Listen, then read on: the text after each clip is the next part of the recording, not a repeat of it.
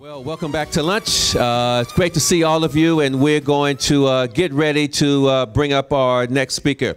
Our next speaker, Kerwin, is a businessman, a coach, a mentor, entrepreneur, author, and international speaker.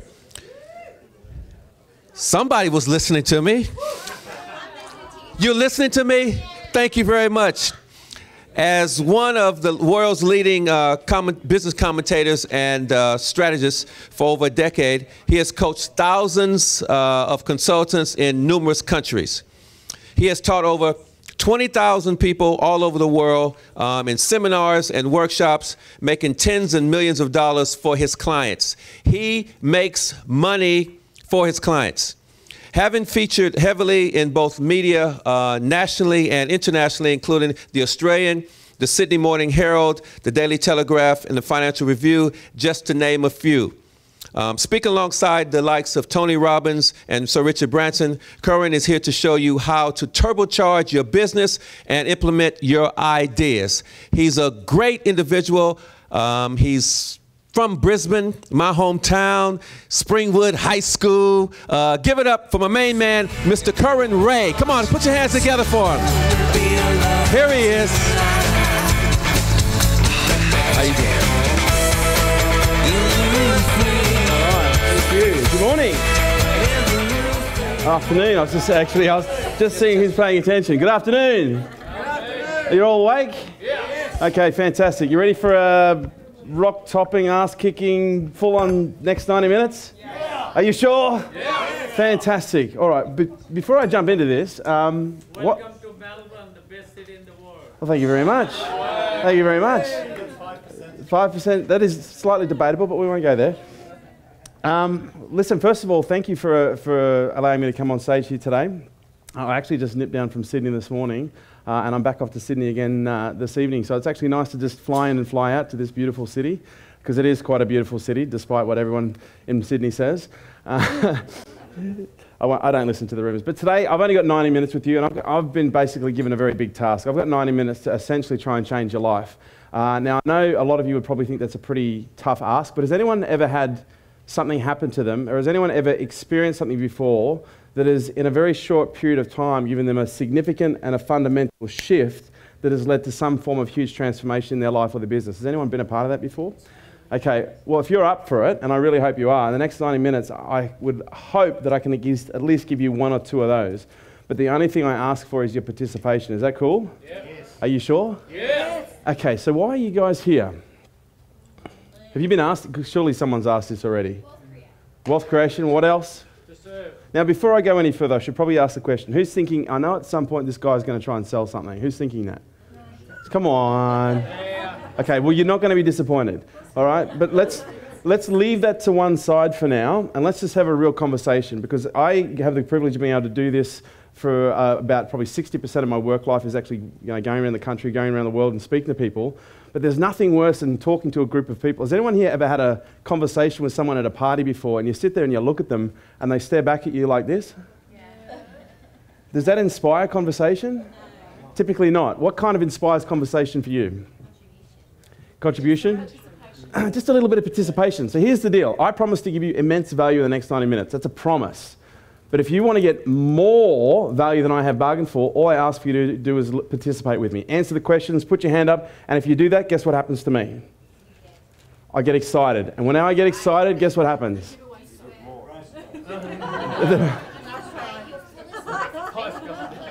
Okay, what if we do this? What if you guys participate really full on, and whoever participates the most, I actually give you a free training at the end of it. Who thinks that's a fair call? Yeah. Woo, yeah! Okay, now we got some movement at the front here. I was starting to think we had to bring out a defibrillator for you, my friend. There was no movement here. Now we have movement. Okay. Well, for the next 90 minutes, I'm going to basically take you on a little bit of a journey with myself. Now, just to give you a little bit of an idea of what gives me the right to be standing here, just in the last 12 years, I've built and sold about 300 different businesses in about 5 different countries, and I've worked in 154 different industries around the world. So far, as of 6 months ago, we had produced $120 million worth of results in the last 12 years for our clients alone. And that's been in, as I said, 154 different industries around the world. So what I'd like to do in the next 90 minutes is essentially capture your imagination and give you as much possible useful information that you can actually go out and start applying immediately to start making some more money. But before I do that, who's actually in business already by show of hands? Okay, excellent. Who's not in business? Fantastic. Who's going to not put their hand up no matter what I say? Okay, at least one person. For those of you who aren't in business, who is actually considering at some point in the next 6 months to 2 years getting into business? Okay, fantastic. So we've got a huge portion of the room that are already in business. We've got another portion of the room that are looking to get into business, but we're all here under this roof for one common goal. And what is that? We could say learn, knowledge, sharing. Let's just cut to the chase. Cash. Who's here to learn how to make more money? Yeah. Let me hear you say yes. Yeah. Okay, I was just taking the piss. You didn't really have to do that. But if you wish, play as full on as you want. Why? Why do you want more money? Lifestyle. What else? Freedom. Freedom. Who here believes that if I could show you how to make more money, you could have a bit more freedom in your life? Because you all live in a jail, right? Choices. It's just enabling, absolutely. But I do ask this question deliberately for a very specific reason, because a lot of people have this false assumption that money actually gives you freedom. Money doesn't actually give you freedom at all. Money does give you choice, yes, but who do you think has the greatest potential to make money? The person who lives in a self-imposed prison, or the person who lives with nothing but freedom and abundance regardless of their personal situation? Because has anyone here ever known someone before? Who here's known someone before? Okay, not all at once.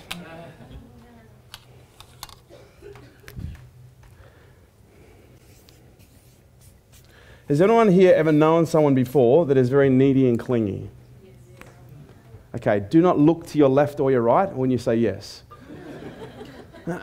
Now, how do we know when someone is needy and clingy apart from the obvious need and cling?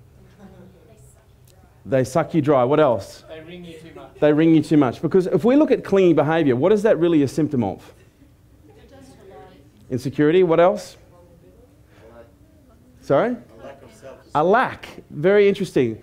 Whenever you find someone who's needy and clingy, they're typically demanding something from you. And what are they typically demanding more of? Attention. Energy. Time. What else? Money. Now, when we look at people in this lack mentality, or when we observe people in this lack mentality, and when we have people that are demanding more time, demanding more energy, demanding more love, resources, and everything else, does that make you want to give more to them, yes or no? Now, what is the complete polar opposite of lack? Abundance. Now, what is abundance? Self-assured. It's a state of mind. It's confident. It's peaceful. It's generous. Now, who's actually met someone who's abundant before, just out of show of hands? Okay, how do they typically behave? Relaxed. They're very modest. Modest. What else? Decisive. Now, what I'm going to do really quickly is, who here wants to play a quick relationship game? Anyone here in a relationship, like right now? Anyone here not in a relationship right now that would like to be in a relationship right now? Okay, you're standing behind the other person who put his hand up. You guys are in the perfect situation right now. Okay. Based on my... Now, some of you might be thinking, I think we're here to learn about business and money. Where on earth is this going? Anyone thinking that? Excellent. We're on track then. There's two types of people in business. We've got the first type of personality, which is what I call the abundant personality. Now, these are, you could call them business archetypes, life archetypes, and the second type of personality is the lack personality. Now, the lack personality in business is the one that typically is needy, the one that is clingy, and the one that is demanding. Now, when you typically meet someone that has a lack personality, for the most part, they're very good at covering it up. Has anyone here ever met someone before and gone, oh my God, you're really nice? Then you get to know them and you're like, wow, you're so not the person I thought I met. Has anyone been there before? Okay. Again, don't look to your left or your right when answering those questions. Now, when someone has a lack mentality, it becomes most obvious when you put them into a relationship, particularly an intimate relationship. Because if you have someone that is in an intimate relationship and they're needy, clingy, and demanding, when in the context of an intimate relationship, what do they start becoming needy, clingy, and demanding of? Be more specific than everything. Time, attention, money, I love yous, emails, text messages, sex. It's got to be one bonus, right? But they demand more and more and more and more and more and more. And who's actually known someone or observed someone in a relationship like that? Now, does it make you want to give them more? What does it make you want to give them? Less. In some cases, you want to run away. You're the type of person that ring you and say, honey, you left the house without saying I love you. And then you say, I was just getting milk. And then you go and get milk in Brazil. I came back eventually, all right? I did come back eventually. But you get my point, right?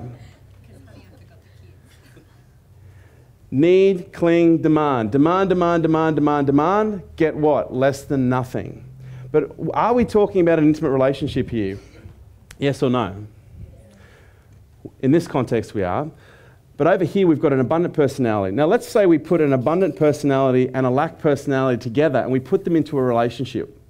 And after a while, it becomes very apparent to both these two people that they have very different personalities. You've got one person over here who's very needy, clingy, demanding, and lack-orientated. You've got another person over here that's very abundant and very generous. If you put these people together for a period of time, what kind of a dynamic do you think is going to develop in this relationship? How would you define this type of relationship? Marriage? That's not very polite. What? Toxic? What else? Draining? Would you go as far as saying it's quite dysfunctional, yes or no? Would you go as far as to say that it is actually physically repulsive? Now, I'm not talking... Now, let's just slow down a second. When I say physically repulsive, I'm not talking about the physical repulsion that makes you want to throw up when you see something bad. I'm talking about the physical repulsion that you feel when you get near to someone that you don't want to be around. Because who here has ever been in a situation before where you've walked into a room or you've been in a room, someone has walked into that room, you've looked at this person, you haven't exchanged any words, and then all of a sudden you've gone, you know what, there's something about this person I really don't like. And then they open their mouth and you go, fucking knew it. Who's been there before? So what is it that was able you to precognitively determine aspects of people's personality and characteristics without them opening their mouth? Emotional intelligence, energy, what else? Experience, intuition. So you're all psychic at the end of the day, right? On some level, would you agree with that? You all can perceive information on some unconscious level. Okay, but we seem to be talking a lot about relationships here. Kerwin, I'm here to learn how to make more money. Who's here to learn how to make more money? Show of hands. Say yes. Yes, like you don't need CPR? Wow. If only I had a video to capture this moment right now. Imagine you've been measured by your passion. Like, imagine someone was watching you right now and they were actually looking at how keen you were and how involved you were and how engaged you were to actually learn how to make money based on that response. Do you think they'd want to give you money? No. I have this theory, right, that the universe is the ultimate investor. And in every situation, what do you think an investor is looking for? Profit. And every investor that I know, and I know a lot, they're looking for a return, but they're typically looking for a profitable return. And right now, the universe is looking at every single one of you people, and it is observing you and deciding whether or not it should invest in you. Who thinks they're investable? Okay, so who would like to learn how to make some money? So yes? Yeah. All right, settle down. It was just a joke.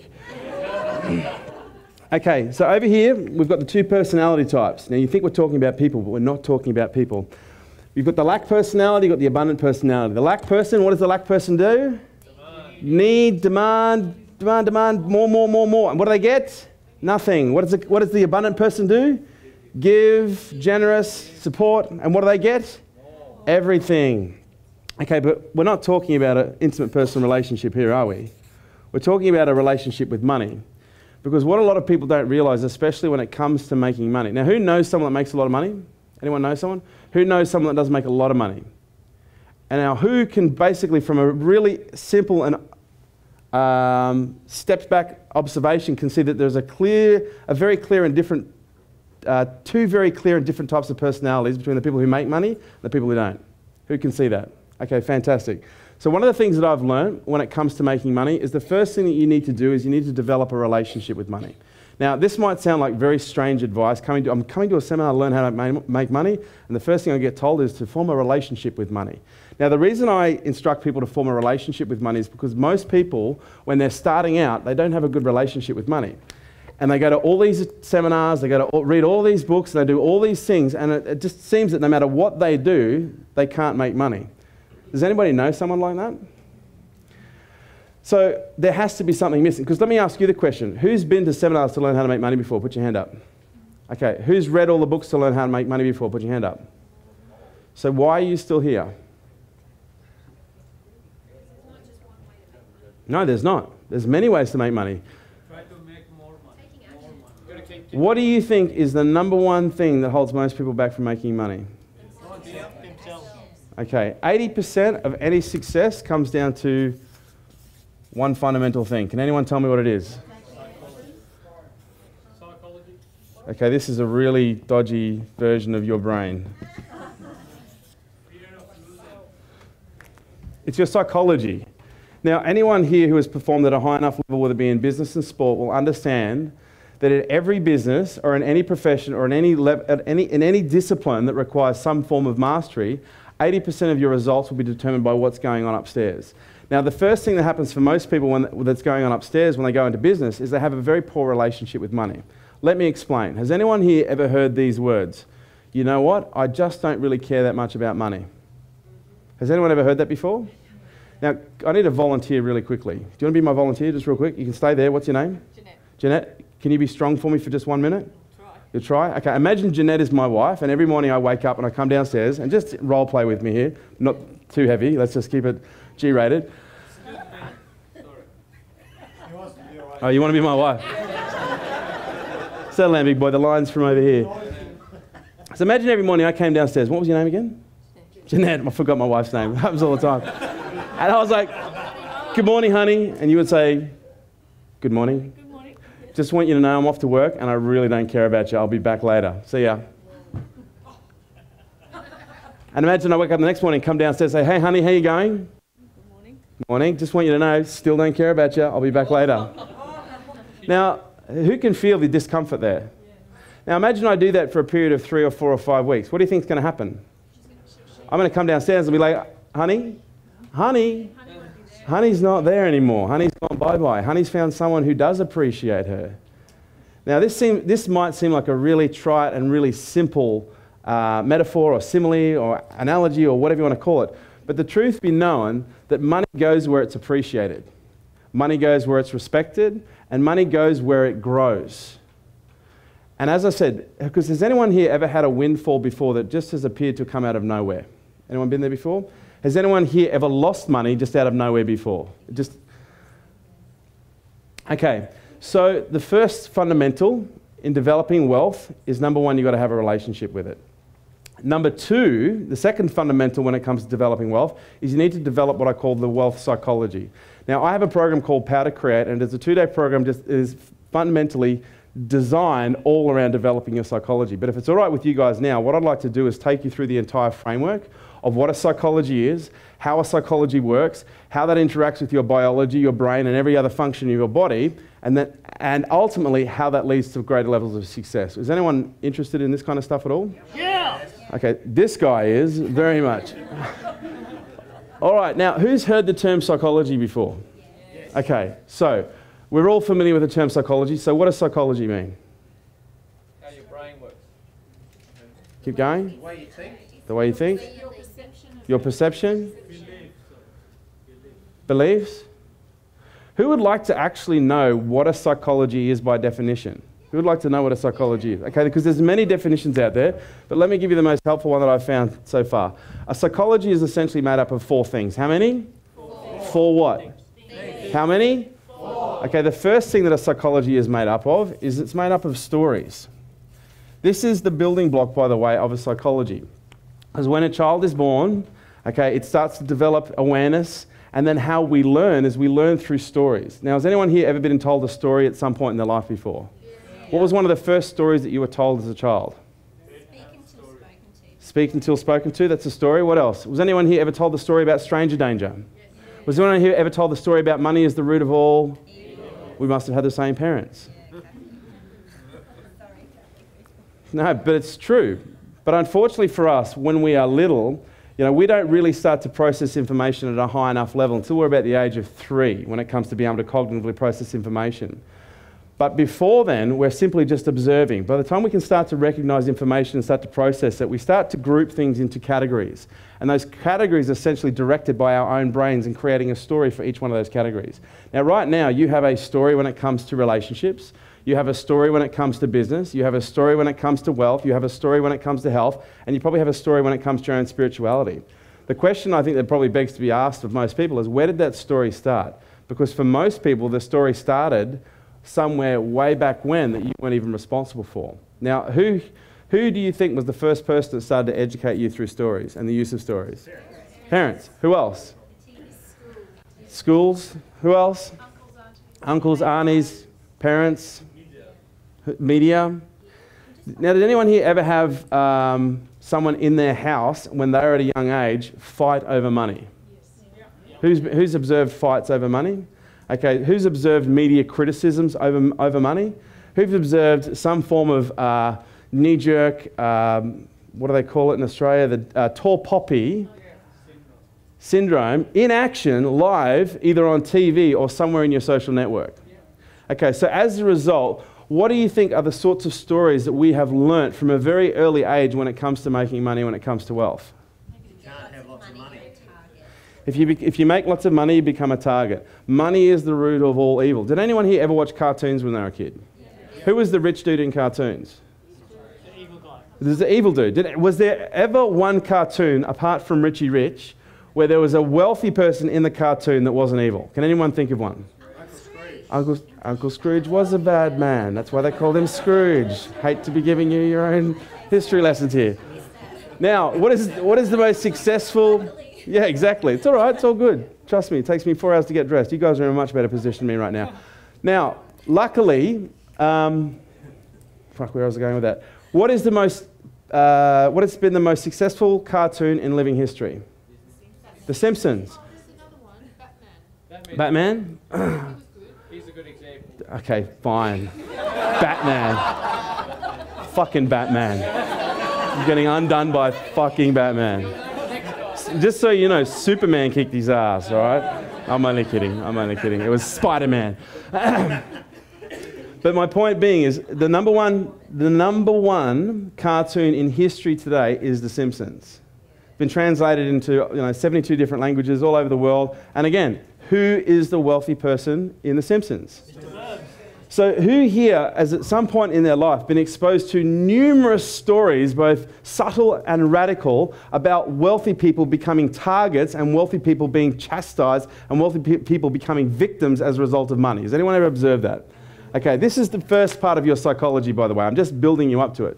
When you are told stories for a period of time, okay, after a while we start to departmentalize these stories into shortcuts, so that we don't have to remember every single story that we've ever been told. Because can you imagine every time you go to, you're going to walk across the street and you go, hang on a second, there's something I've got to do. You got to turn left, and then you got to turn right, and then you go through that whole turn left, turn right, turn left again? No, we don't, because after a while we just form this belief that we have to do what? Look left, look right, look left again. Before, was it the other way? I can't remember. But after a while, when you get told enough stories, you start to develop what's called a belief system. And these beliefs, by the way, are nothing more than a product of storytelling. This is how you have been grown. This is how you have been developed. Here's what's really interesting. Something that I do just for fun and games, I interview very high net wealthy individuals. Now, I've interviewed 69 people now with net worths between 1 billion and 10 billion US. Here's what's really interesting. Every time I interview someone with an incredibly high net worth, I always ask them this question. I've always been curious to know with someone like you, what is your story, man? And guess what a wealthy person tells me every single time I ask them what their story is?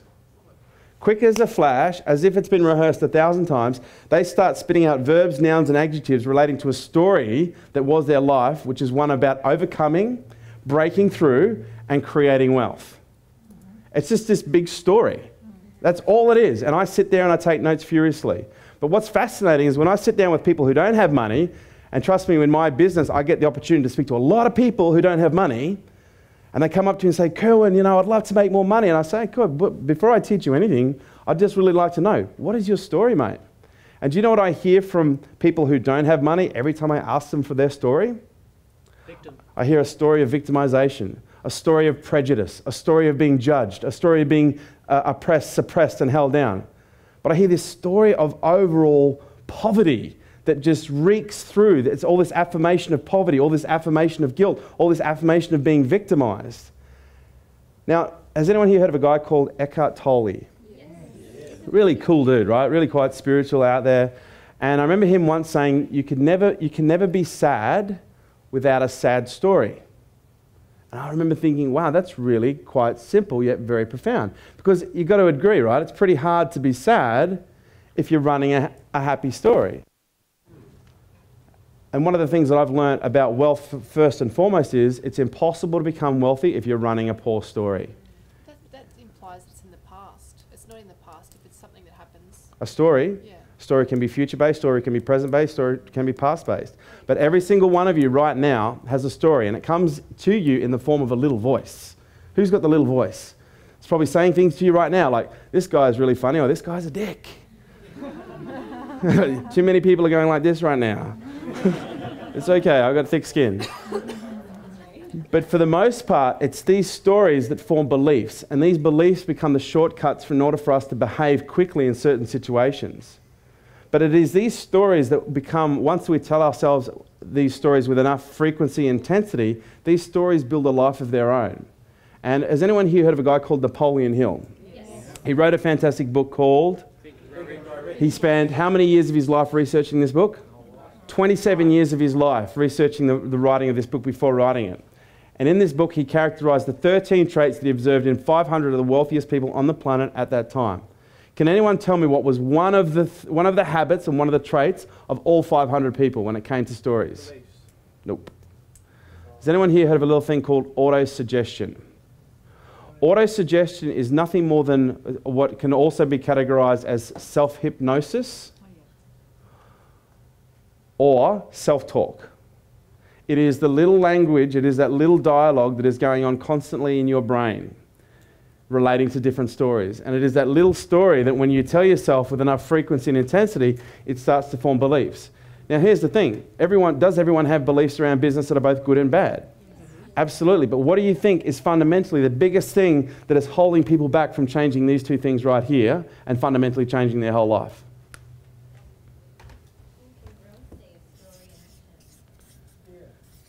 Hopefully my spelling isn't too bad. Can you guys read this? Consciousness. That's okay. I can't spell or dress myself, so okay, we've got two things now. The human brain processes 400 billion bits of information every 1 second. 400 billion bits of information every 1 second. This is what is referred to as the big picture. The average human being processes 2,000 bits of information at every 1 second. This is what's called subjective reality. Okay, or your model of the world, or your perception of the world, or your view of reality. Now, would you agree there's a lot more going on than what most people are aware of? Yeah. Who here has been witness to that? Anyone? Okay, let me make it easy. Has anyone here ever gone to the cupboard before looking for something that they couldn't find that was right in front of them the whole time? Yes. Who's been there? Yeah. I'm expecting every man in the room to be putting their hand up about now.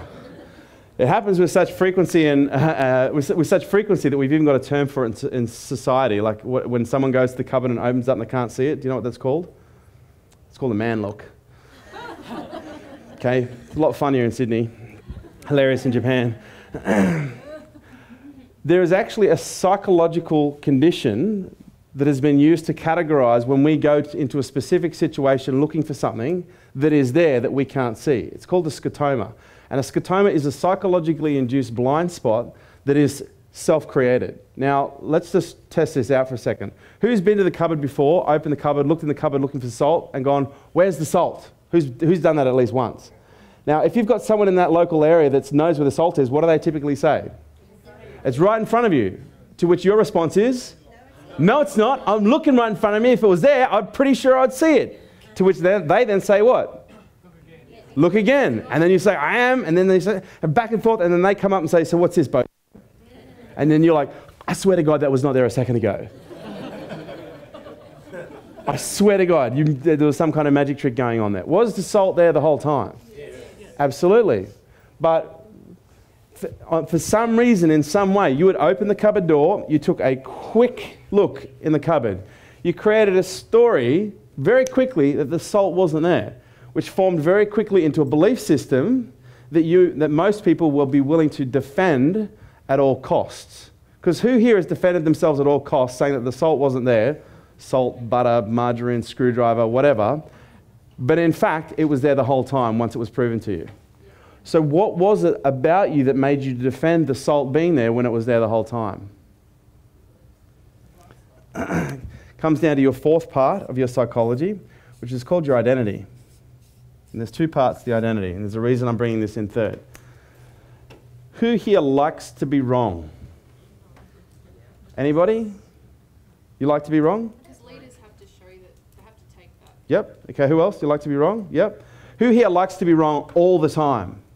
Like every single decision you make, all day long, every day. You like to be wrong all the time? Don't doubt that. But if we were doing things wrong all the time, consistently, that means we wouldn't be what? We wouldn't be learning from any of the mistakes that we'd be making. So who would agree it's important to do things wrong in order to learn, but if we're doing things wrong all the time, it's going to be pretty hard to get anywhere. Would you agree with that? Yeah. So who would agree that... I don't know if this is going to validate my point or not. Does anyone here love being wrong? No. We like to be... So when we say the salt isn't there and someone says that it is, what are they challenging? They're challenging our identity, because when most people create a story that forms a belief, they then want to protect it with their identity. Because most people see themselves as people who are always right, never wrong, and if we are wrong, then what's been compromised? Our identity. And so as a result, oftentimes what we'll do is we will fight for our beliefs even when they're wrong, even when we can see they're wrong. Depends on whether or not we are actually conscious of it. Now, the third thing that makes up a psychology is a value system, or values. So, let's look at the building blocks of your psychology since birth. You were told stories. From the age of being able to recognize language and the symbology of linguistics. Those stories became beliefs. Those beliefs started to determine your values. Now, what are your values? What's important to you and what's not. Your values are almost like a GPS. Your values determine what you move towards and what you move away from. And then when you take all of these three things here and you combine it with a belief system, what do you think you have? This is your psychological building block. This is the framework of your psychology. There are 4 things that make up your psychology. These are the 4 things. And all these 4 things here determine what? How you live life. Everything. It determines everything. It determines absolutely everything. It determines whether or not you see the salt or whether or not you don't see the salt. Now, just for a quick, maybe a shortcut here, am I even really talking about salt here? No. Not at all. What am I talking about? I'm talking about money. What else? Ideas. What else? Opportunity. Family. People. Networks. Absolutely everything. But unfortunately for most of us, we've been telling ourselves a story for so long that we don't have everything that we need, that we've actually started to produce a reality that makes that very true. Most people, when it comes to creating success, have everything they need, but unfortunately for most people who aren't creating it, they've created scotomas everywhere that prevents them actually seeing in the first place. Now, who's been on the entrepreneurial journey for a while? Anyone? Any real hardcore entrepreneurs? What do you think is the most consistent thing about being an entrepreneur? Creativity. What else? Persistence. What else? Focus. Has anyone ever noticed that when you're in business, shit goes wrong regularly? Has anyone ever been in business for long enough to realize that it is a fucking roller coaster ride? Seriously. I don't know about you, but I don't like to have things sugar-coated to me. Like, I've been in business now for like 12 years in this business, 4 years for a previous business. So we're talking over 15 years now. And one of the things that I know about business more than anything else is it has ups and it has, and there is no getting away from it. They just happen. But what determines your response when shit goes wrong, and will shit go wrong? Yes. All day long. When you start making more money, it doesn't mean that you have less problems. It means you have more problems, typically better quality problems, but as long as you're an entrepreneur who is growing, you're also growing with your ability to resolve and deal with those problems. Now, what do you think determines 80% of your ability to deal with problems on a daily basis? This. Whenever a problem arises, what is the story that you create around it? How do you associate to it from a belief perspective? Do you value either resolving it or walking away from it? And how do you see yourself when it comes to relating to it? Because when we look at these 4 building blocks for psychology, you've got the stories. These are the things that we tell ourselves. This becomes the auto-suggestion. This becomes the self-fulfilling prophecy, the self-hypnosis. Those stories, when they become hardwired in the brain, they start to produce neural connections in the form of belief systems. Things that we believe are right, things that we believe are wrong, things that we believe are hard, things that we believe are easy. Those things then determine what's important to us. What will we move towards? What will we move away from? And that ultimately determines how we see ourselves and how we see others. Now, by the way, I should point out here, identity is probably one of the most powerful foundations of a psychology. And it's twofold. First part of identity is, who am I? Who am I, or I am are the 2 most powerful words in the English language. The second part of identity that is very strong is who you identify with and who you relate to. Does anyone know somebody that every time something goes wrong with someone else in someone else's life, whether it be in your social circle or in the media, they always look at that person and go, you know what, that's just like me. Remember when something like that happened to me? They seem to be the person that no matter what tragedy is going on, they can in some way relate it back to themselves. Who knows someone like that, just out of curiosity? Okay, it's really important from our perspective when we're looking at success that we find things to relate to in the success that we observe. Because when we observe success and we disassociate from the characteristics and the personality traits of the people who have success, what do you think you're actually doing? Modeling. Well, you're not modeling. You're moving away from a working model. And what do you think is one of the most important things you can do as an individual when studying wealthy people? Now let's take a step back here. We're talking about studying wealthy people. We haven't even talked about studying wealthy people yet. Who here would like to become ridiculously wealthy? Yeah! Okay, this dude does.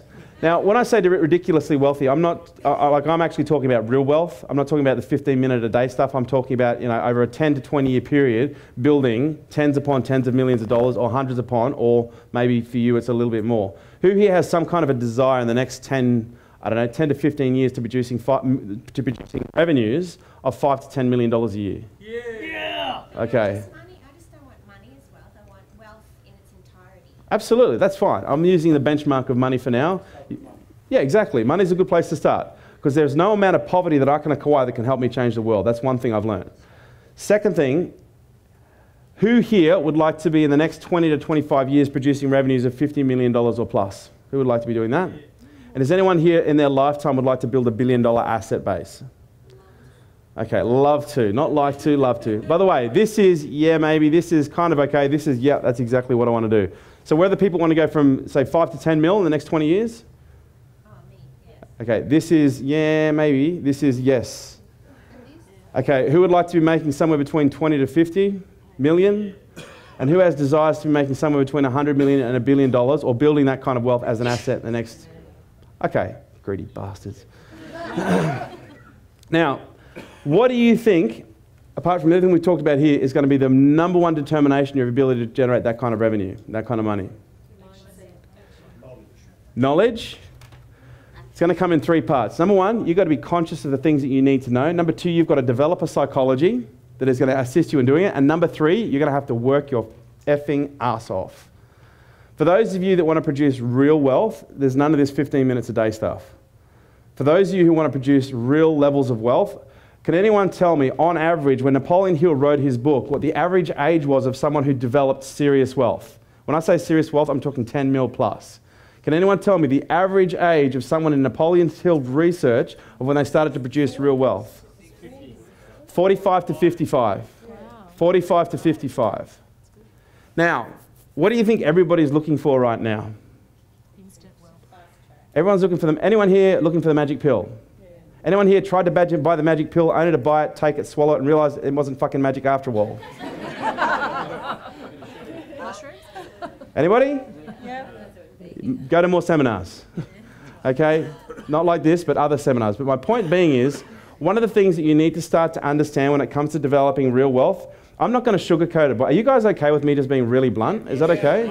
I'm not going to sugarcoat it. Bring it on. One of the things that I do every single year is I study wealth at the highest order. I don't study bullshit wealth. I'm not talking pennies and pounds. I study every single year. I'll give you a little bit of my reading list. You might want to write this down if you want to start studying wealth for real. Every year I read the BRW Rich 200 list. Every year I read the BRW Rich Under 40 list. Every year I read the New Zealand Rich 200, the Sunday Times, United Kingdom Rich 200, the Greek Rich 200, the German Rich 200, the Forbes 400, which is the 400 wealthiest people on the planet, Forbes 500, which is the 500 top companies on the planet, the Forbes Billionaire list, which this year had 1,226 billionaires listed on that. That's just a small sample of my yearly reading. And plus, I like long walks on the beach listening to Stevie Wonder. No, not really. But I might. You never know. Stevie's awesome. But if Stevie ever wanted to impress me, he could drive a car. That would be impressive. But his music is pretty good. Anyway, that was... He drives a car, it's just not a conventional one. I know. So anyway, my point being, out of studying literally, not figuratively, but literally, 1,200 to 1,400 people every single year for the past 10 years when it comes to making wealth, what do you think I've observed when it comes to wealth creation at the highest level? It typically takes, at a minimum, a 10-year investment. Why do you think there is so much room at the top when it comes to making wealth at the highest level? Because nobody wants to commit. Everybody wants the magic pill, and everybody is willing to sprint in the short term in order to lose in the long term. Now, this presentation isn't going exactly as I had planned it, and that's totally okay, because I kind of came into this one list winging a little bit, because I like to just make shit up as I go. But not make shit up, but like in terms of the delivery of this presentation. We're having fun. As long as you're having fun, that's all that matters. But here's what I've worked out. Number one, you're going to have to work really hard. Number two, you're going to have to commit at least 10 years of your life to whatever it is that you want to be doing. Number three, if you're going to commit 10 years of your life to something, guess what you need to do? You need to frickin' love what you do. Because if you don't love what you do, this game of business, this game of entrepreneurship will do your effing head in. It will send you crazy. It will create depression. It'll create anxiety. It will destroy relationships. It will create divorces. It could lead to all sorts of mental illness. Who here wants to be an entrepreneur now? But I'm telling you the truth. But if you're willing to master the game of business and master the psychology, which essentially determines 80% of the result, you can essentially write your own ticket. The only question I've got for you is, what's more important? Being average or having money? Now, I'm not talking about having money here for the sake of having money. Trust me, I am the most unmaterialistic person, or one of the most unmaterialistic people you could ever meet. Okay, I have multiple seven-figure businesses. Okay, I drive a 12-year-old car that has dents in every single panel, and I rent a $700 house a week. But I have millions of dollars in cash in the bank, and I make millions of dollars a year every single year. I don't... You're Warren Buffett. Pardon? You're like a Warren Buffett. I'm like Warren Buffett, only hopefully slightly better looking. But 100%, I have learnt from Warren Buffett. Warren Buffett, for those of you, most of you probably know who Warren Buffett is. He's like number 3 wealthiest or number 4 wealthiest guy on the planet right now.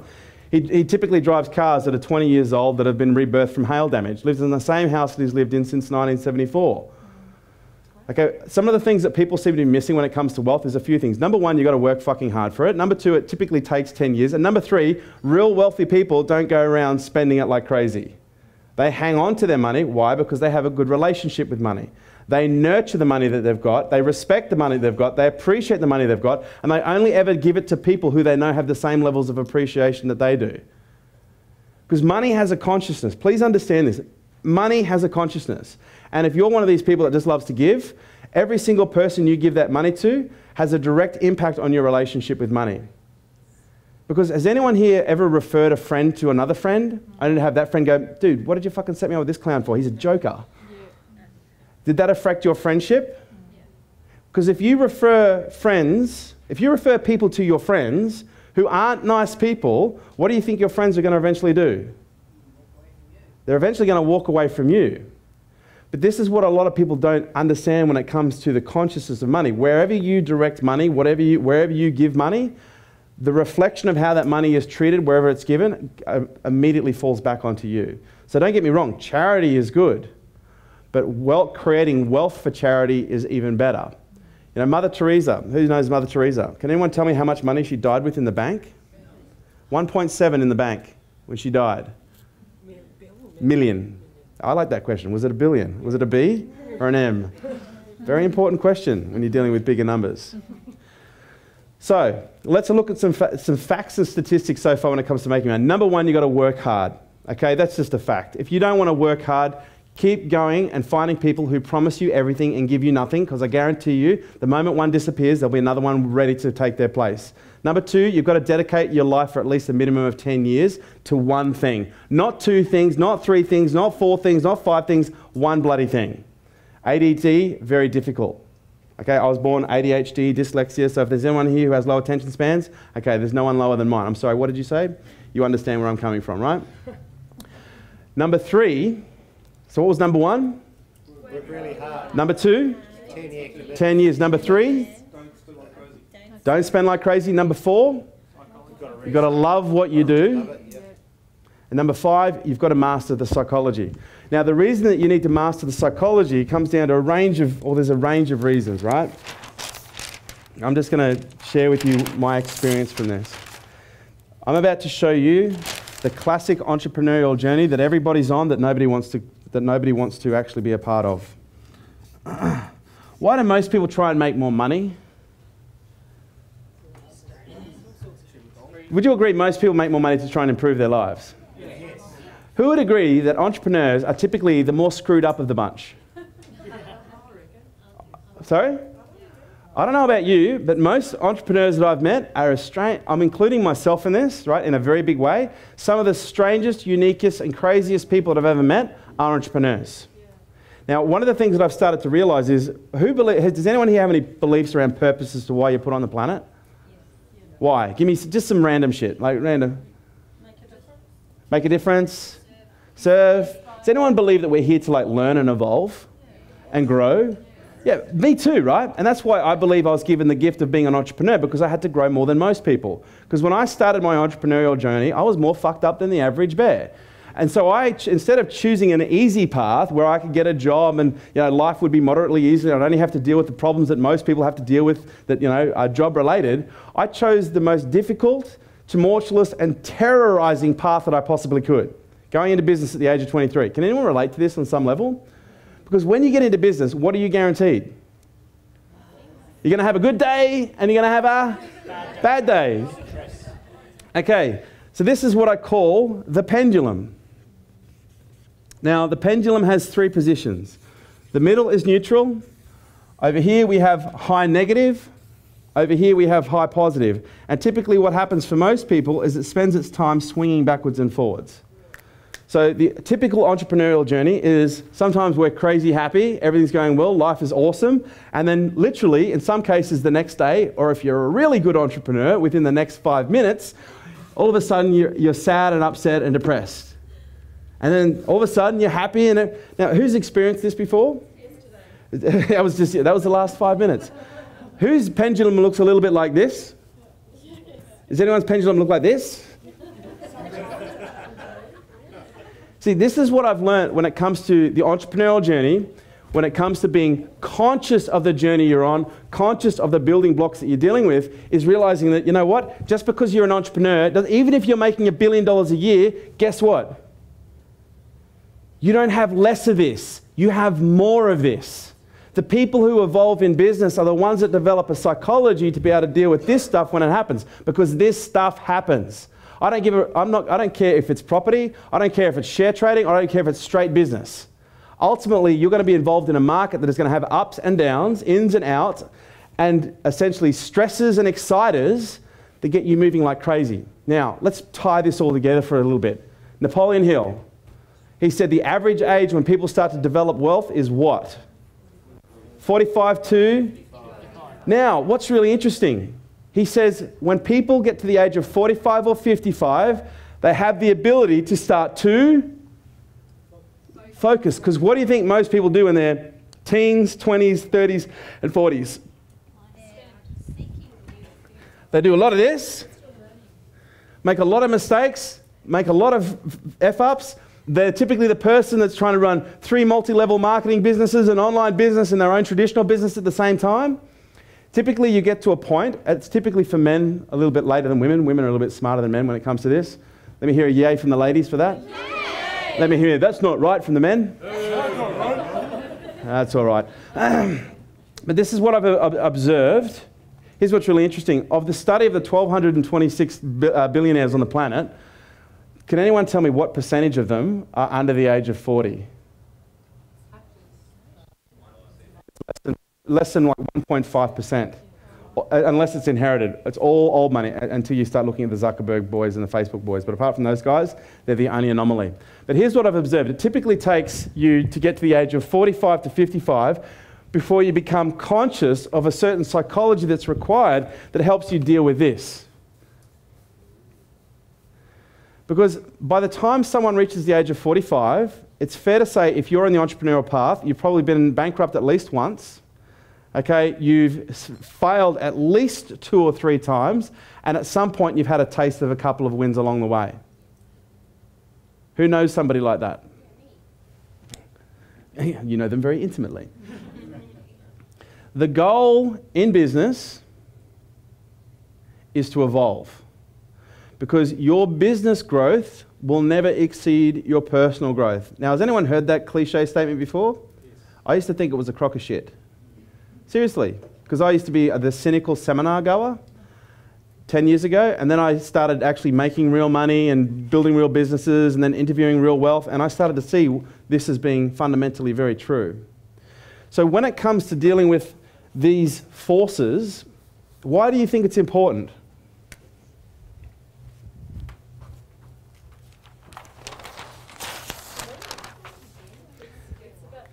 Okay.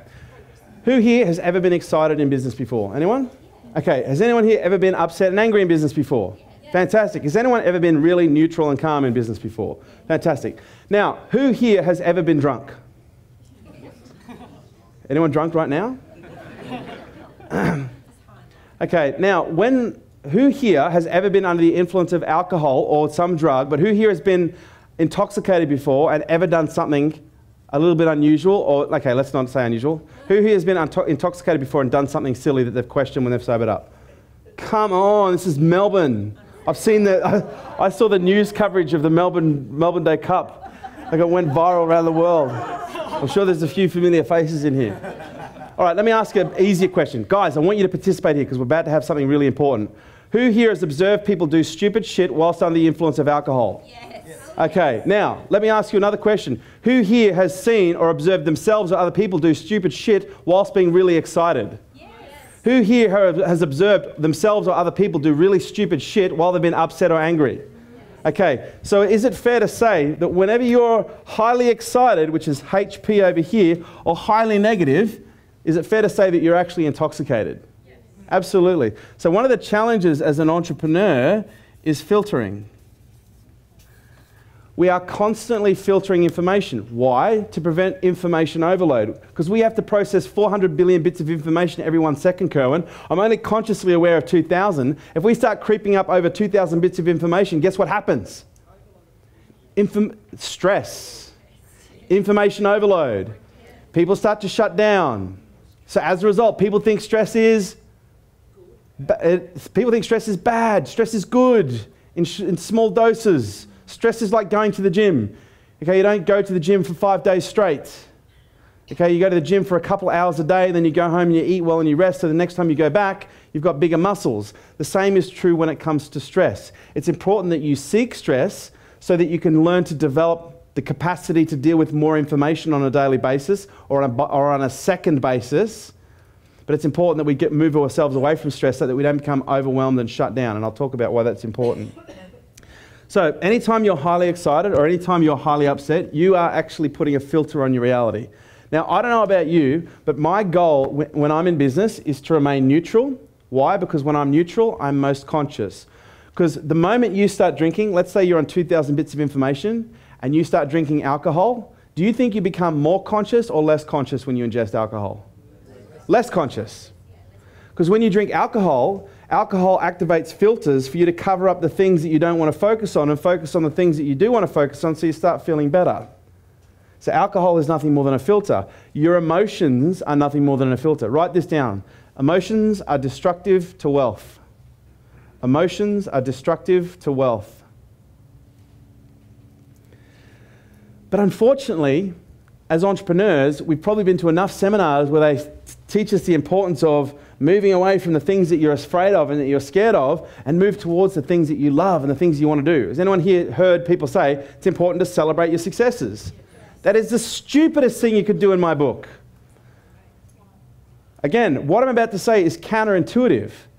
Most people, when they celebrate success, they become highly what?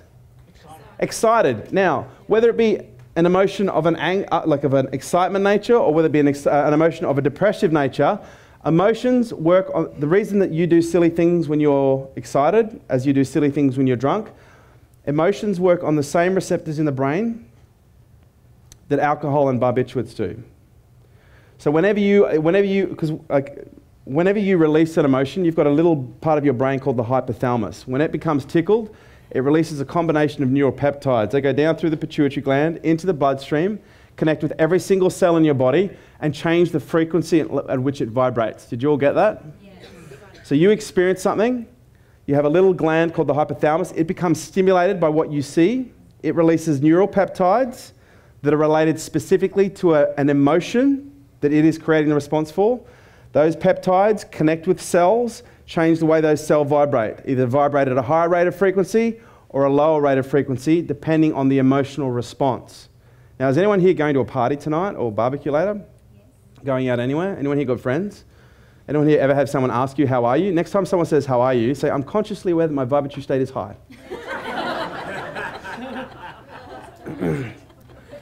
But here's where it gets really interesting. When people are starting to vibrate at a high rate of frequency, what emotion do you think that relates to? Happiness. Because have you ever noticed when people get excited, they start moving really quickly, talking really fast? And when people start becoming upset, what do they start doing? Moving really slow and talking really slow. You see, whenever you're in a business situation, most people's initial response is to move into some form of an emotional frame. Either become scared or fearful, or excited and being anticipated. The most powerful position in business is the one of neutral, where we are not emotionally engaged. We are neither excited nor fearful. Because why is this important? Let me ask you the question. Who has the most opportunity in business? The person who sees the most or the person who sees almost as much? So whenever you experience an emotion, what are you doing?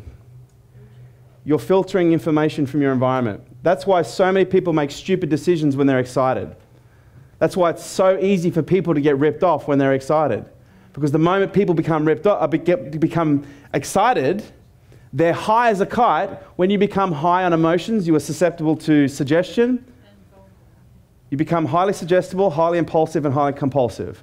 When you're in an emotional state, you become highly suggestible. And as a result, has anyone here ever done something in an emotional state only to wake up when they're sober and gone, why did I do that? The goal in business is to not wake up. The goal in business, or let me rephrase that, the goal in business is not to wake up. Making money while you sleep, that wouldn't be bad. The goal in business is to stay awake for the whole time. Because has anyone here ever met someone who's like legitimately successful and ever observed that they just seem to be very calm and present? They seem to be very neutral. Watch Warren Buffett get interviewed. The guy is so much in neutral, he's almost in reverse. No. It's not about not having a personality. It's about being in control of your emotional state.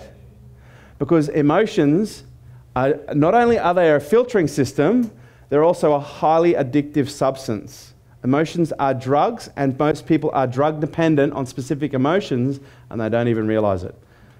And as a result, they're constantly putting themselves in situations to experience one or two of these emotional responses in order to feel high or feel fulfilled. Does anyone know someone that just have to be happy all the time? Does anyone know someone that's just constantly in a bad mood? Has anyone ever been in a situation where they've tried to change and it feels like change just doesn't happen quickly? Change takes time. And this is one of the reasons that change takes time. And this is a slight segue here. But every single cell in your body, what does it do in order to evolve? It splits and then multiplies. Every cell in your body that we've just talked about has a receptor or a series of receptors. that are receptive to emotions of all shapes and sizes. If you're constantly bombarding a specific emotion on a cell and it splits and divides, based on just your assumption of evolution, what do you think is going to happen to the receptors as it splits and divides? It's going to build more receptors. If you're constantly bombarding your cells with anger or aggression, as your cell splits and divides, it will start developing more receptors for anger and aggression and less receptors for happiness and joy. Absolutely. And you go through 20 years of this shit, right? 20 years of this, multiple multiplications, multiple photocopies, multiple evolution. You then have a series of cells in the body that is primarily wired to be angry and has very, very small wiring and functionality in order to be happy. And that's why when people go through change, depending on how long they've been in a specific pattern or rut, sometimes this change can take time. Why? Because we're essentially, not only are we rewiring the entire brain, but we're essentially reorganizing our cellular biology. We're reorganizing ourselves at a molecular and cellular level. Now, just so I know I'm not going too far into it, is this interesting? Yes. Okay. Sexy. Grrr. Now, how does this tie into everything else that we've been talking about? Number one, you need to stay neutral. But the question that you need to ask yourself is, why is neutral so important? And I'll tell you why neutral is so important. Has anyone here ever heard the term used in business? I just trusted me gut. I've just got a feel for these things. I have a really good instinct. Just felt right, so that's how I did it. I just trust my intuition. Intuition for a long time has not been a commercially acceptable term. What I'm discovering now is the more that I'm spending time in business and the more people like Steve Jobs and Oprah Winfrey and Donald Trump start using the term, because here's what's really interesting. In the last 5 years, all those people and more are starting to use the term intuition. Now, what's really fascinating when it comes to business is the intuitive nature of business, because most people think that business is very process-driven and analytical. Can anyone tell me how much information that Warren Buffett looks at before he decides whether or not he's going to invest in a company? Oh, no. Like 3 points or something like that. 1 page. 1 page. Kerry Packer, A4 page. If an opportunity didn't fit on an A4 page, wasn't interested. Interesting, huh? Most people go, well, why are prospectuses so big? Because most wealthy people aren't buying the prospectuses. It's the other people that are. That need data and information. Here's what I've observed about businesses. Number 1, 2, 3, 4, 5, all those things I already said. Number 6, you need to learn how to make decisions very quickly. Why? Because when you're an entrepreneur, when you're going through the process of building businesses, you're going to have a lot of things come up that you need to decide on very quickly. What do you think is the biggest challenge for most entrepreneurs when it comes to moving forward? They can't make a fucking decision. Now, who can, please understand, I'm a Libran, so I have it in my star sign. Any other Librans in the room? Who here finds it difficult to make decisions? Okay, I call it the decision-making muscle. And for most of us, it's never been used before. And so as a result, when we start to use it, it feels a bit strange. So what star signs would they be now? Libra. But where I started, do you know where I learned how to exercise my decision-making muscle? The video shop. Seriously, because I used to sit in the video shop for an hour and a half at a time going, I don't know which one to get. So I started at the video shop. And seriously, and then I slowly moved it out to the supermarket. And then I moved it out to the takeaway shop down the road. And then I slowly became very good at making decisions. But I started somewhere. And now I have a very functional decision-making muscle. But let's look at this entrepreneurial journey and people having ups and downs. Who here at any point feels overwhelmed in business? Of course you're going to feel overwhelmed if you don't make decisions quickly. Why? Because the average entrepreneur will make somewhere between 100 and 150 decisions every single day at a high level. Now, here's the part that sucks. You put off making any decisions for one day, what have you got tomorrow? You've now got 300 decisions. And then you go, holy shit, you know what? I might just go to the water cooler, make a cup of tea, do anything but fucking look at that. I'm just going to go over here. You come in the next day, now how many decisions you've got to make? You now got 450 decisions to make, and then you go, fuck this shit, I'm just going to go and get a job. Now, that is an extreme example, but this is the truth. Please understand, it is not about learning how to make the right decision every time. It's about learning how to make a decision every time, because the more decisions you make, the better you get at them. But would you like a little bit of an unfair advantage? Yeah. Okay, the unfair advantage is going, well, Kerwin, I want to learn how to make decisions quickly, but how can I do it to increase the probability of success? This is where the heart comes into business. Please understand, the role of the heart in business cannot be overstated. Now, I'm not coming from any left field, I'm not religious, okay, but I consider myself to be a spiritual being having a real human experience or whatever it is, right? But I consider myself as someone who likes to be open-minded. And here's what I've learned about the heart connection or the heart-brain connection. Now, by the way, what I'm about to show you is based on 25 years of research in the field of neurocardiology. Neurocardiology is the study between the link of the heart and the brain and how they function together. What science has now told us when it comes to the link between the heart and the brain is the heart sends 16 times more information to the brain than the brain sends to the heart. The heart actually contains 40,000 neurons. What's a neuron? Brain cell. It's a brain cell. So the heart actually has storage capabilities. The heart also generates 100,000 times the electrical charge of any other organ in the entire body. The heart has its own central nervous system. The heart is responsible for hormone production. The heart, I suppose if you want to, we'll do wordplay. If you've got the term heart there, if you take the T off the end, what have you got? Here, if you take the H off the end, what have you got? Ear. Okay, the heart is the biggest ear on the body. Let me explain why. The heart sends 16 times more information to the brain than the brain sends to the heart. What neurocardiology has now shown us is that the heart is constantly communicating information to the brain. And we receive that as instincts or intuition or instinct or feel. What determines someone's ability to hear this information is a little thing called noise. Could be head noise, could be mind noise, could be mental, whatever noise you want to call it. But imagine you've got the best friend in the entire world telling you the secrets to life, but you're whispering it in your ear, but you're standing in the mosh pit of a U2 concert. Are you ever going to hear them? You're never going to hear them until the band stops. And this is the challenge for most people when it comes to learning how to become intuition, is they can't get rid of the noise or the little voice in their head. And the little voice in the head or that mental noise is responsible for a lot of this. Because it tells you that this is good and this is bad, and that you should hate this person, judge that person, discriminate here, be prejudiced there. It's that little voice that creates all of this. But the key is to become conscious of when the little voice is active, because it's this little voice that produces the stories, which create the beliefs, which determine your values and create your identity. You guys with me so far? I know you guys were looking at me like I was a mad idiot when I first started. It's coming together. All right, let's make it come together even further. Neurocardiology has led the way for things like the intention experiment or the more PhD level heart perception study.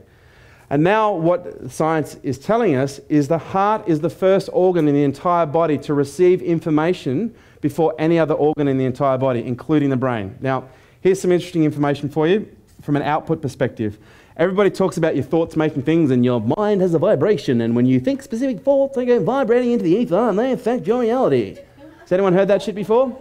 It's kind of true, because your brain has a 4 to 6 foot electromagnetic field from the brain.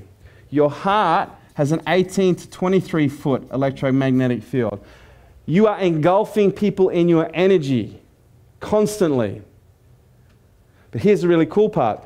40,000 neurons. What do you think they've got in them? Stored information. What do you think is stored in those 40,000 neurons? A lot of these. Has anyone heard the stories about when people have heart transplants, all of a sudden recalling lives that they never lived? If you think it's bullshit, Google it. There is hundreds of documented stories and cases and case studies of people who have had heart transplants, and all of a sudden they start recalling information and memories that weren't even theirs to begin with. The heart, you tell stories. That information gets embedded in here in the neurons. Here's where it starts to get a little bit freaky. Your heart is known as an imprinting device. It has 100,000 times the electrical charge of any other organ in the body. Every single time your heart beats, guess what it's doing? It's imprinting information. Who wants to go down the rabbit hole? Yes. Okay, 5 people do. Okay.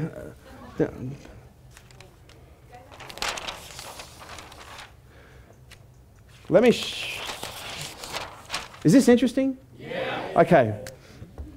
All right. What is the smallest... No. What is one of the, what is this? Ta-da! It's a hydrogen atom. Okay, now, here's, because why am I giving you an atom? Because that's what everything is made of. Every single one of your dreams, hopes and desires is made up of these puppies.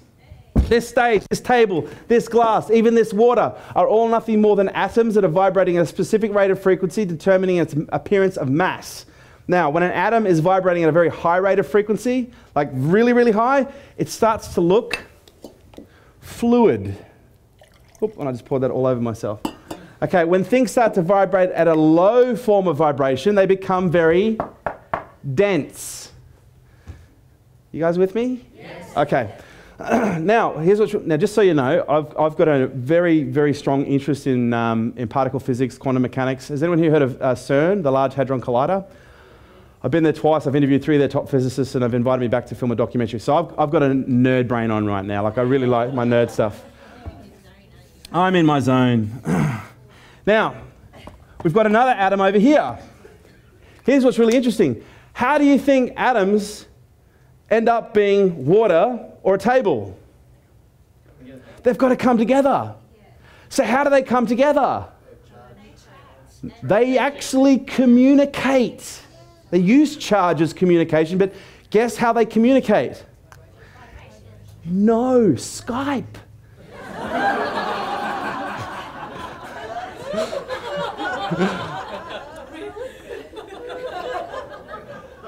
They use what's... Damn it! They got there before we did. They use what's called a messenger particle. It is emitted from the electron, and the messenger particle that is emitted from the electron is also known as a particle of light, or it's called a photon. So the way that atoms communicate to one another, saying, come over here or go over there, is they use photons. So they actually send light. But guess what the light carries? It carries charge, but it also carries...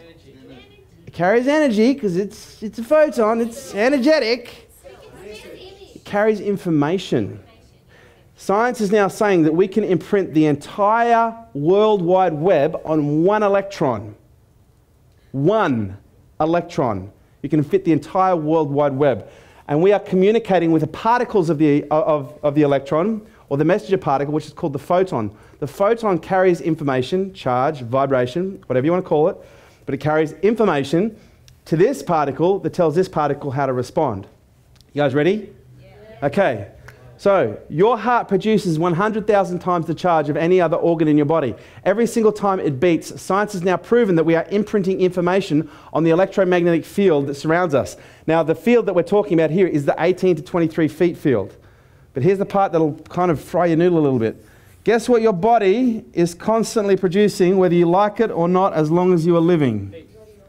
It's producing heat, yes, which is also known as... Has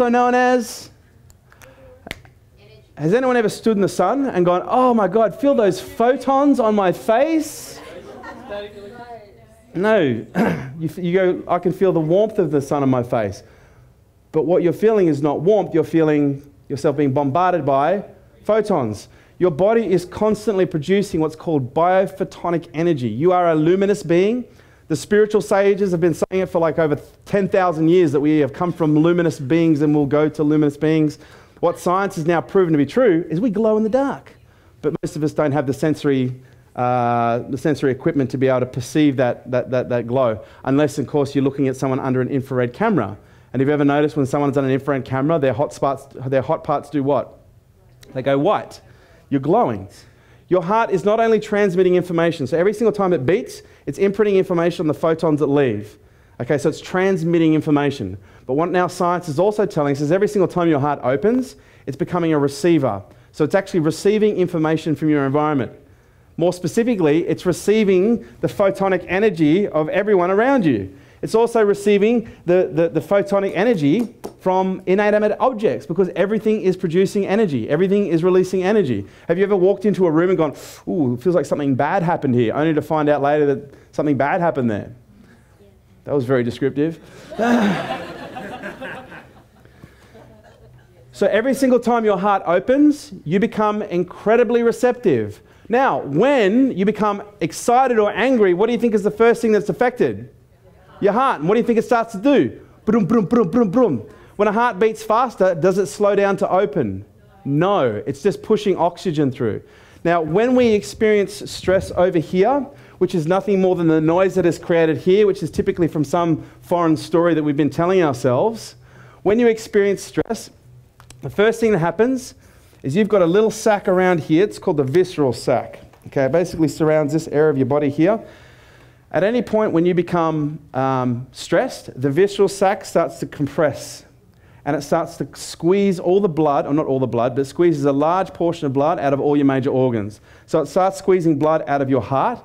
In fact, it actually restricts the heart's ability to open and close, which is referred to as heart rate variability. It starts to constrict on your lungs, your intestine, your liver, and your kidneys. And it's squeezing the blood out of those organs, and guess where it's putting them?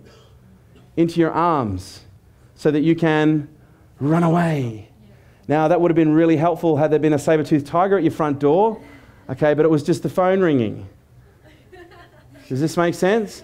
Unfortunately, for a lot of us, we've learned to develop stress responses as a way of life. Why? Because stress, the drug itself, is incredibly addictive. But whenever you experience stress, a couple things happen. Visceral sac constricts, pushes all the blood into your major muscle groups so that you can run away. For most of us, we don't need to run away. But when you've squeezed all the blood out of the major organs, what do you think is now happening to the major organs? They're compromised. We've now got decreased blood supply, which also means what? Decreased oxygen supply, which also means what?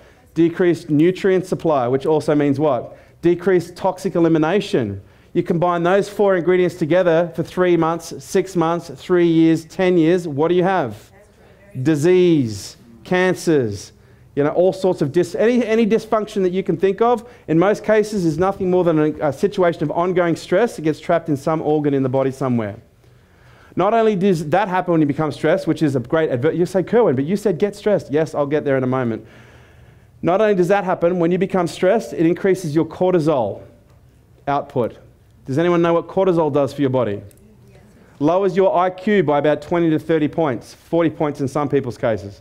For others, it's more like 80. But has anyone ever noticed that they do stupid things when they're stressed? Yeah. We all do stupid things. Why? Because our intelligence is compromised.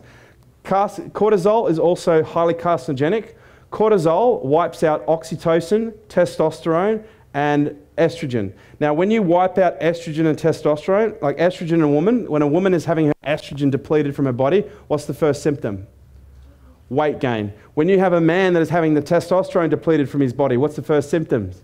Weight gain. Does anyone here know someone that's overweight, eats like a bird but still can't lose weight? It's the cortisol factor, stress. So not only does stress make you stupid, potentially give you cancer, and also, but more importantly than anything else, it decreases your heart's ability to open and close, which decreases the ability for you to receive information. Please understand, when that information is being received, a large portion of it is being channeled up to your head, because it's a big ear. Your heart is listening. Listen to your heart. Your heart is listening, feeding the information. 2 things. Number 1, can you hear it? Or number 2, are you so stressed that the information isn't even getting in? So when we are, as entrepreneurs, what do you think we experience a lot of? A lot of stress. And it typically takes us 45 years of experiencing stress before we learn how to chill the fuck out and not react badly when shit goes wrong. Does this make sense? The process of evolving as an entrepreneur is 80% around this. Because right now, you can get the mechanics to make wealth. You can read a book. Okay, you can go to a seminar. You can talk to Armin Moran, like one of the greatest internet marketers of all time. There are plenty of systems out there. But if you don't get this stuff right, it doesn't matter how good the system is, you'll find a way to fuck it up. Who can relate to that on some level? Yeah. Of course. But when you take this and you combine it with a great system, guess what you become? Unstoppable. You find flow. But most people don't find flow here. People convince themselves that they're in flow here. Why? Because they're high as a kite. Now, I'm not talking, now, the lady said before, does this mean I just become an emotionless human being? Yes. No. It doesn't mean that we don't become emotionless. It just means that we learn how to maintain equanimity, neutral, presence, conscious. Because if you have to be bouncing off the ceilings, it's because you're addicted to that. You might call it your personality. You might say, but Kerwin, this is how I am. But has anyone here ever worked with kids? I've done a lot of work with kids on drugs. I was drug addicted at the age of 19, so as my way of giving back, I've done a lot of work with kids on drugs. And what do you think the kids on drugs constantly defend? Their addiction. But you don't understand, Kerwin. This is how I am. This is who I am. Maybe this is just my path. And this is typically the defense that people have when I start talking about the importance of staying neutral. Just so you know, I do experience excitement and I do experience anger. But when I experience it, it's typically for about 5 to 6 seconds. Not 5 to 6 minutes or 5 to 6 days or 5 to 6 months or 5 to 6 years. 5 to 6 seconds. Now, who would like a little tip on how to balance this act? Okay, fundamentally it comes down to being able to look at both sides. But before I tell you, let me tell you the importance of staying neutral from a physics perspective. Now, when you become highly excited, what happens to your vibratory rate? Increases, start vibrating at a high rate of frequency, you become incredibly positively charged. When you become really upset or angry, you vibrate at a lower rate of frequency, you become incredibly negatively charged. If you were to get a negative particle, let's say we get a positive particle, we rip an electron away from its nucleus, we throw it into the atmosphere, what is that particle going to do? It's going to gravitate looking around for its equal and opposite in order to attract it so that they collapse and get back into balance. The universe is constantly seeking balance, which is why this is what we typically take 45 years to learn, that when you get really excited, now who's noticed this? Whenever you get really excited or over the top, celebratory excited, someone always comes and pisses on your parade. Who's noticed that?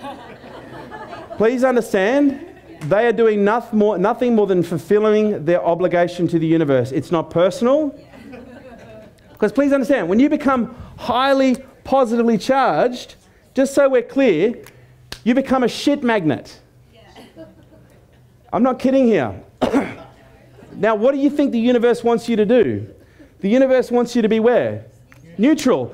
But you're sitting there going, oh my God, just had a $30,000 day or a $30,000 month or a $30,000 quarter or whatever. You go, yoo-hoo. And then someone goes and goes, oh yeah, but I bet you sold drugs.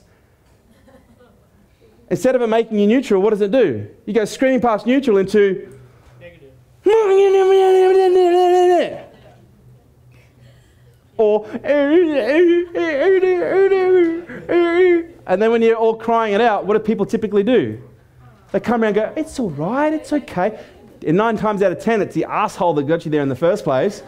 I didn't mean to say it like that. It's okay, come on. And then you go, yeah, it's not so bad. Yeah, goddamn it, I can get out there and do it. Oh my God, he's pissing on me again. Backwards and forwards, backwards and forwards. Who's observed that, just out of curiosity? Please understand, this is the first 45 years of entrepreneurship until you start to realize that this shit doesn't work. This works because when you're neutral, you're conscious. And when you're conscious, you have a lot more control of what's going on over here in the psychology and the makeup of your psychology. You're a lot more aware of the little voice in the head telling you the stories. You're a lot more aware when your beliefs kick in. You know, I love sitting down with people when they say something, ask them a question and they answer it, and they go, oh, but you know what, hang on, let me test that for a second. That could be a belief system. That's real awareness. When you can actually be in a conversation, say something, then stop yourself and say, hang on a second, let me test that statement. That could just be a belief system. But when you become neutral and conscious, you become highly intuitive, okay? And you start to essentially take control of how you develop your psychology. Because out of all of these things, what do you think is fundamentally the most important chunk of all 4? Wrong. Stories. Stories. And let me explain to you why. The stories contain the magic.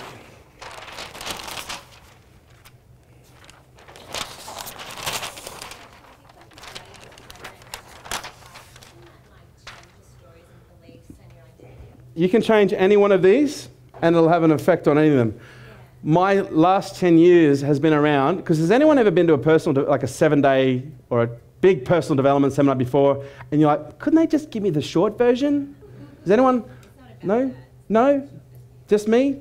I'm constantly looking at what is the one thing that I can do that will give me a cataclysmic cascading effect. And I've done a lot of values work. The problem with values work is getting people to the truth, because a lot of people have what's called social values, situational values, and core values, and most people don't even know how to get there. But the quickest way to find out where anyone is at is ask them what their story is. And the quickest way to get someone into a new direction is to get them to change this story. Because when you start to change your story, you start to change the information that's being stored in here, which starts to change the information that's being sent out here, which starts to change what you're actually seeing in your real world. And when you're maintaining your equanimous perspective, gives you the ability to be able to see both sides more evenly. Does this make sense? Okay, so stories. Let's look at this from history. What is something that's been used in history to create, in some cases, what has been considered medically, physically, scientifically impossible through religious organisations? They refer to it as a miracle. What do they typically use for the attainment of a miracle? I'll help you out. We're running out of time. Prayer. Okay, prayer has been used for thousands of years, okay, by religions of all shapes and sizes. Now, has anyone here heard of alchemists or alchemy? Yes. Now, what are alchemists famous for? I love that. Trying to turn lead into gold. It was a fable that we told kids to understand the importance of transformation. Now, is it possible to turn lead into gold? Yes, it is. They do it every single day in CERN, in a laboratory called the Isolades Laboratory. Every single day they're getting chunks of lead, small particles of lead, and they're exposing it to one ingredient, and they're actually transmuting its molecular structure from lead into actual gold. Guess what the one ingredient is that they add? Energy.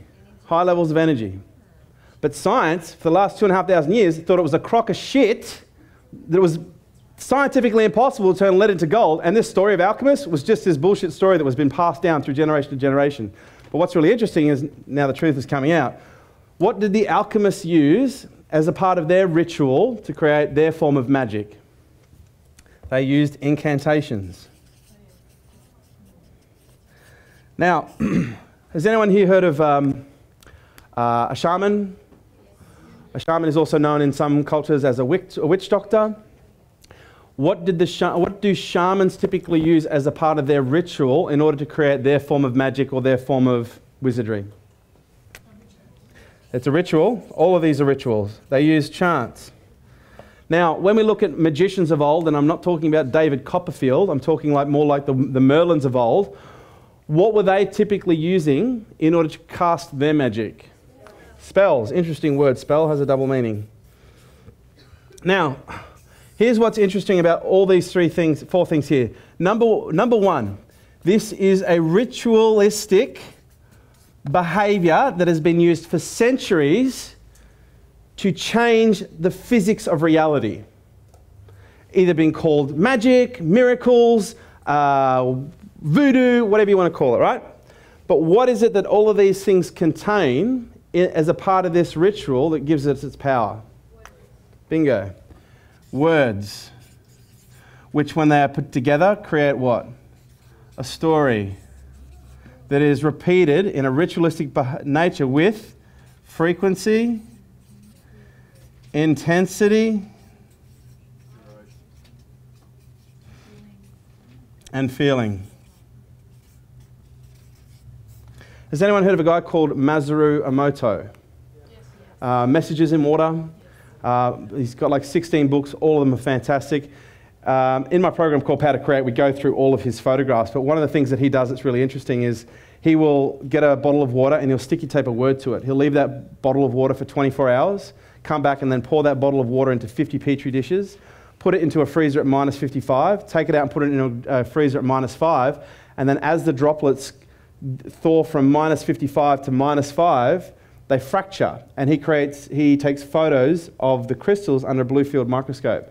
And the change in the framework of the crystal, depending on the language being used, is profound. And I really wish I'd hooked my laptop up to show you this, but it is profound. And his science is all behind finding out that essentially there is information, literally energetic information that is contained in words that is measurable beyond what we hear and what we see. So, who would like to know the one thing that we can do to change everything very quickly? Yes. The story. And you can turn it into a shortcut where you might call it an affirmation or an incantation or something to that effect, but it is ultimately the story. You cannot be wealthy unless you're running a wealthy story. You cannot be happy if you're running an unhappy story. Whatever it is that you want, you've just got to create a story for it and then have the discipline to be able to repeat it with enough frequency and intensity. Because does anyone here kind of counting on The Secret to do their wishing for them. Has anyone here read The Secret? Watched The Secret? Has anyone here seen The Secret behind The Secret? Or The Real Secret? Or The Truth Behind The Secret? Anyone else here over the fucking secret? No offense to The Secret. I think Rhonda's great. It was a great gateway product for the masses. Like, it was a really interesting segue. But what do you think was one of the most important things that was missing out of The Secret? Two things: proximity and action. Visualization, don't get me wrong, big part. But the part where it lost me was sit on your bed, draw the blinds, and visualize checks coming into your letterbox. Checks, just visualize checks coming in everywhere. Anyone try that? I did. Guess what I got? Fucking bills, mate. Lots. And one of the things that I realized that was missing is a magnet is useless in isolation. A magnet is useless in isolation. Like, we talk about magnetic properties. We talk about the importance of the law of attraction. Okay, this is the law of attraction, the science behind it, right? But if you've got a magnet and you've got a piece of matter over here that this magnet is attuned to attracting, if you're sitting in a dark room somewhere in the middle of nowhere, it doesn't matter how good and how attractive you are, nothing's going to show up. What gives a magnet its ability to perform is when you put it into proximity of other objects that it can attract, so that you can take action. You guys enjoyed that? Yeah. Guess what? There's more. But wait, there's more. Now listen, I'm going to keep this really, really simple. Have we got some forms to hand out? On the back, guys? Can you hand them out? No? Do we do that? We don't do that here? No? We can't do that. Okay, here's what I'm going to do. There's something that I didn't tell you, and I want to be really honest with you now, was how I actually developed this content. Would you like to know really quickly how this came about? Yeah. 24th of February 2009, I suffered a massive stroke. If you've heard this story before, I apologise, but if you haven't, a little bit of insight. I've nearly died 6 times. This was probably the most spectacular. I'm not going to go into all the details of what happened, but what I will tell you is when the moment that the stroke onset and I started to lose consciousness, I remember a couple of things, 3 things. Number one, it felt like I tapped into the mobile phone network. Has anyone here ever had a brain injury before? Okay. The first thing that I noticed when I was coming down with the stroke is I laid down and all of a sudden a lot of information started to come to me. As I said, it felt like I tapped into the mobile phone network. Then all of a sudden everything went really quiet. And have you ever had that sensation before where you're waking up but you're still half asleep, but you're kind of in that middle area where you can remember a whole bunch of stuff? Yes. It was like I was there, but it was on steroids. Everything I thought about made sense. My purpose on the planet, why we're all here, science, philosophy, religions, all the psychology, all the different ologies, everything for what felt like 30 seconds made complete sense. I was out for close to 18 minutes during this process here. At the end of having my stroke, or of the episode I should say, I remember everything going very quiet again and then being given a very clear choice. Do you want to stay or do you want to go? Now, I have no suicidal tendencies whatsoever, but I remember thinking very clearly at the time, I have lived an incredibly full life. Like, I have lived more in my last 38 years than most people probably live in 5 years. And I say that with a genuine appreciation for life because I've nearly died so many times, I kind of don't take it for granted anymore. But I remember thinking, you know what, I've had such an amazing life. If I actually go right now, I'll be totally cool. And as soon as I remember consciously going, as I'm okay to go, guess what happened as soon as I said that? I immediately regained consciousness. I was taken to the hospital. I was in hospital for 2 weeks. I was given every test under the sun. I had 2 spinal taps, MEGs, like I had everything, and they could not find what happened. No excuse for it, nothing. But what was really amazing was, fast forward 6 weeks, I'm back on stage. Now, as you guys saw today, like normally when I do a presentation, I'm normally selling a business product at the end of it, so I normally have a lot more structure around what I'm doing. Today I wanted to share with you more information about how to create, so there's no real structure, and you probably saw that early on. I was just kind of seeing where the flow would take me. But what was really interesting is whenever I speak, I normally always leave the first 15 minutes of a presentation completely blank, and I just allow to come out whatever's supposed to come out, just as my way of building rapport with the audience, right? 6 weeks after having the stroke, I stood up on stage and I started to do that 15-minute slot, and all of a sudden stuff started coming out of my mouth, and I have no conscious recollection of where it came from. I have no conscious recollection of reading it, of being taught it, of learning it in any context whatsoever. But what I started to recall bit by bit was all the understandings that I'd had in what felt like that 30-second moment started coming back to me, and I'd remembered them, I just had no recollection of it. What you're seeing here is some of the framework of it. And after 9 months of collating it together, I pulled it all together and I put it in a program called Power to Create. Now, Power to Create is a 2-day program that is like nothing that you've ever experienced before. Now, you may have heard someone say that before, okay, and maybe that's true, but in this instance, I can absolutely guarantee it. Now, who's heard some of these concepts individually before?